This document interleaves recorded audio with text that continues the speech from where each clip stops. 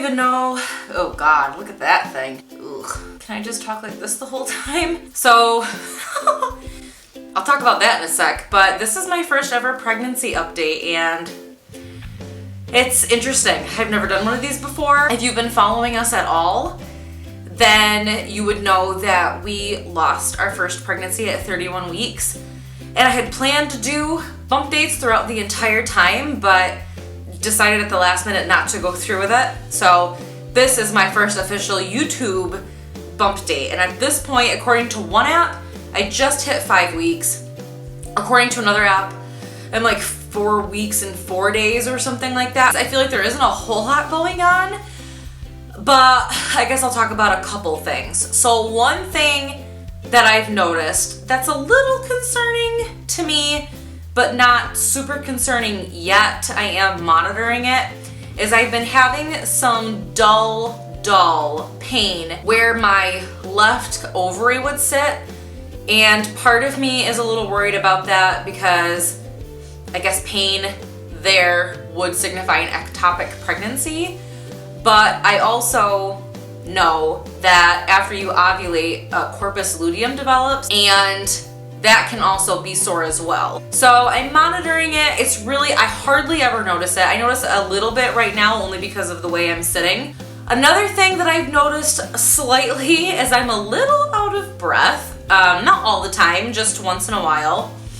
Oh, the other thing that I've had this week, holy crap, you guys, I have not had a zit that big probably since I was in high school. It's literally painful. It throbs. It's gross. I did a pretty good job at covering it, so you can't really see the redness as much, but holy crap, is it not three-dimensional. So I'm sorry if that's what you're attracted to during my 4-week update. Cramping was another thing that I experienced this past week. I haven't experienced it the past 2 or 3 days, but I did experience cramping, and I know that's normal.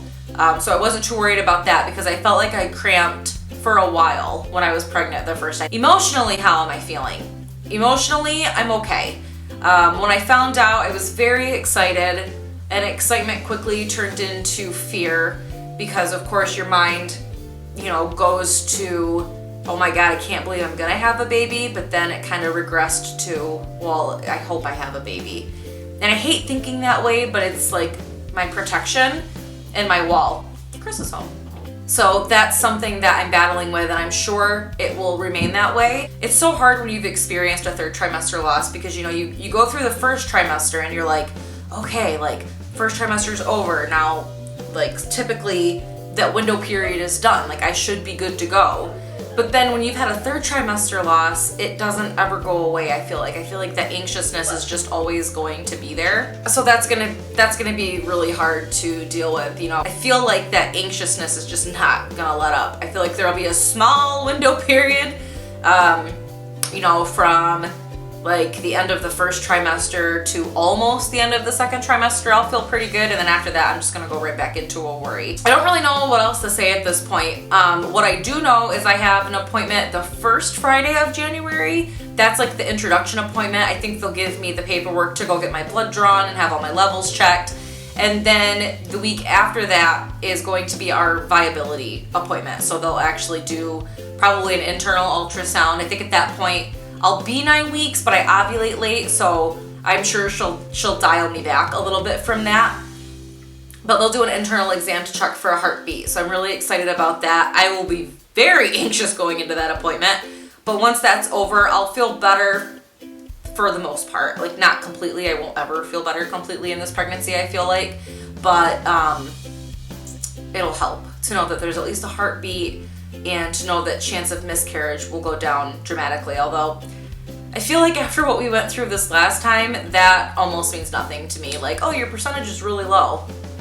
Okay, well, our percentage was really low for all of that to happen last time, and it still did. So I keep going back and forth between trying to be optimistic and being pessimistic, and I'm trying to find a nice happy medium, but very hard to do. At this point, I don't really know what they'll do. I remember from our previous appointments, they had said that they'll monitor me more closely. I'll probably have more prenatal appointments. So once I have that appointment and talk with them, I'll definitely check back in.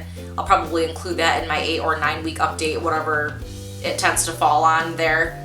But yeah, so as of now, I feel like that's all I have. Belly shots. Here's my deal with belly shots. I am not a thin girl. I have a belly a little bit still from the last pregnancy, so I'm debating if I want to do belly shots now from the get-go or if I'm just gonna do them once I actually start showing. So if you don't see one, I've decided not to. And if you see one, I decided to. I haven't decided at this point yet what I'll do.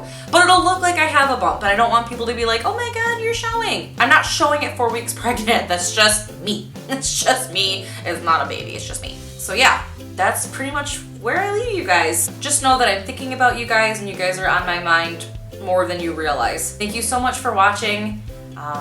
Join me for this, what's gonna be a wild ride, I'm sure. And I'll see you guys for my 5-week bump date. Bye.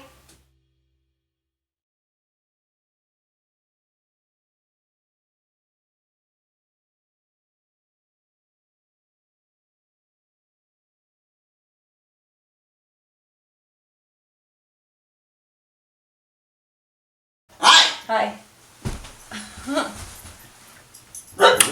How you do? Look at this crater on my face. Quit picking with it. I'm not picking at it. You're lying. It's 3-dimensional. You can lie to me, but you can't lie to them.